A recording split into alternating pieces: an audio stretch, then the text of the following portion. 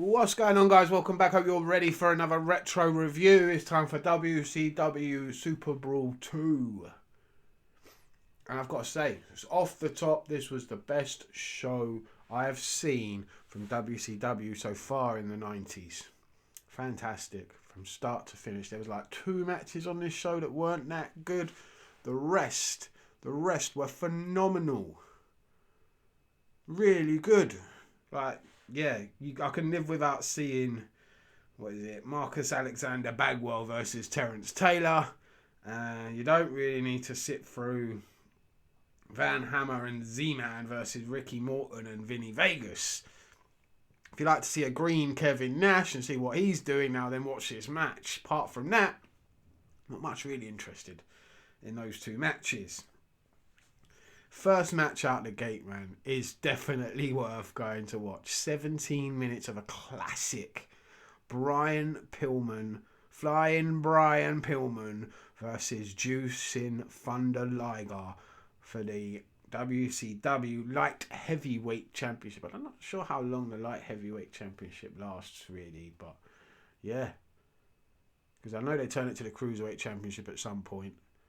But this match, ladies and gentlemen, this match is a contender for match of the year in 92. If it wasn't anyway, for me, this is one of the best matches I've watched in the 90s.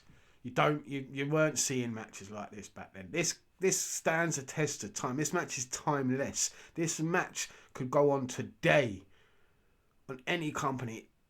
WWE, AEW, New Japan, Ring of Honor, TNA, wherever you want to put it, and it can stand up and be known as one of the best matches. It would steal the show. That damn good. This is what technical high-flying wrestling should be about. Fast-paced, action-packed wrestling. This was phenomenal. Go and watch it if you haven't seen it. You are missing out. As a wrestling fan, you should have seen this match. Trust me, it was that damn good.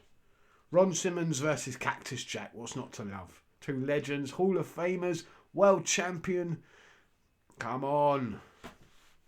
Go watch it. Only 6 minutes long. Ron Simmons defeating Cactus Jack on his way to becoming a world champion himself. Cactus Jack still not finding himself quite yet. He will eventually find a sock and become a world champion and an icon. And God, because Foley is. Barry Windham, Dustin Rhodes versus Steve Austin and Larry Zbyszko. Steve Austin, man.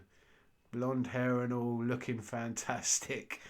Can't wait to see how he develops and moves forward, and how he's just not used and utilised at all still here in the WCW. Same for Dustin Rhodes, really.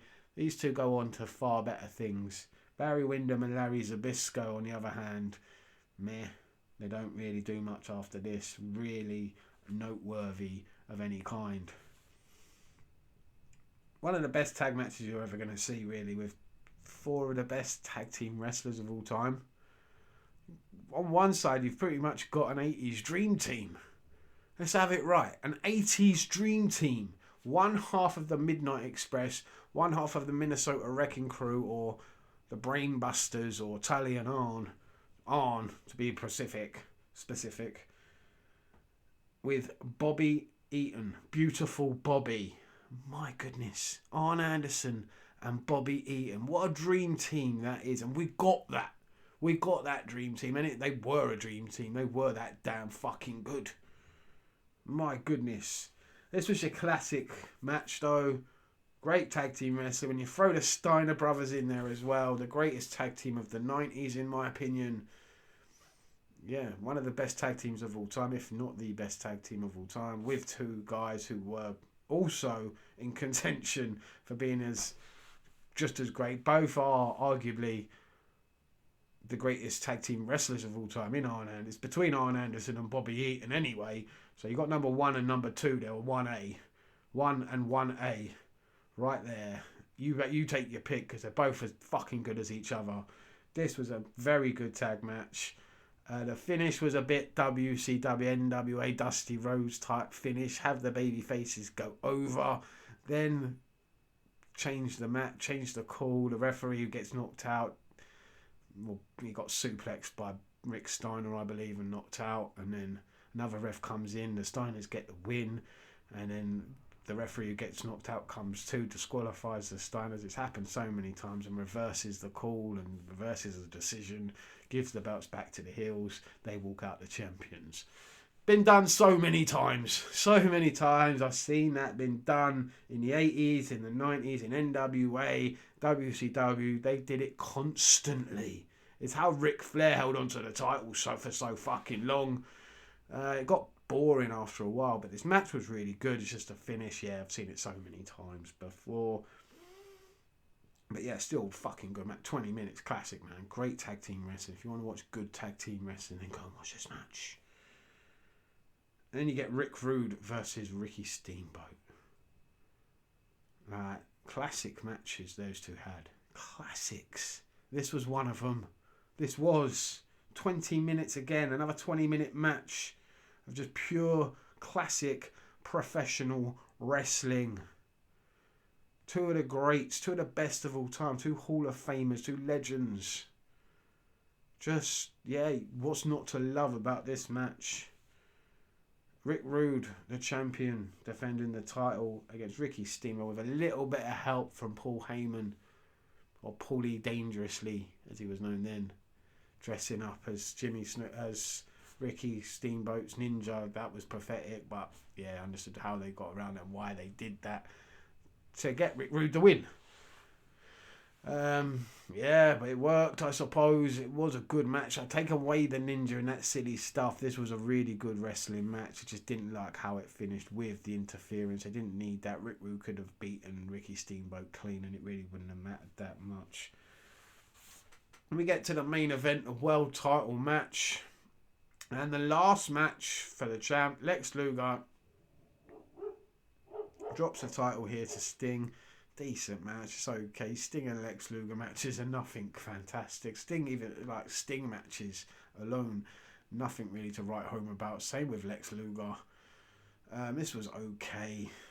Was what it was. Wasn't bad. 13-minute match. And yeah, the fans went home happy. Sting's a new champ. Lex Luger loses, drops the title and leaves the company. His next scene, well, he goes off to that what Vince McMahon has created, the World Body Foundation or Federation. And then his next scene at WrestleMania, talking to Bobby the Brain Heenan via television call. Yeah, that's the next time we see Lex Luger in professional wrestling. And he comes back, I think, to the WWF. Yeah, he starts up at Royal Rumble 93, if I'm correct, as the narcissist, Lex Luger. Or the narcissist. Yeah, anyway. Yeah, that's the end of Lex Luger in WCW. They're leaving in their droves. And it's such a crying shame that WCW just didn't utilise the talent they had correctly. They just threw so many talents in the bin that they had no clue what to do with. They were so talented. They just lost one after another, after the next few years. They just misuse talent after talent after talent, and what they become, those misused talents, move on to become far greater stars than anyone could ever have imagined. Like your Cactus Jacks, your Steve Austins. Yeah, there's so many more that just don't get utilised, but when they move on, Vinny Vegas, the Diamond Stud, as they move on, they get utilised and they turn into megastars. So yeah, it's going to be fun to see that happen. But yeah, let me know what you thought about Super Brawl 2. Really good show. Good way to kick. 92 started off strong with the Rumble, with this show. And I'm looking forward to some more strong shows from both companies in 1992. Let me know what you thought down below if you would. If you could, hit the subscribe button. And I'll see you next time.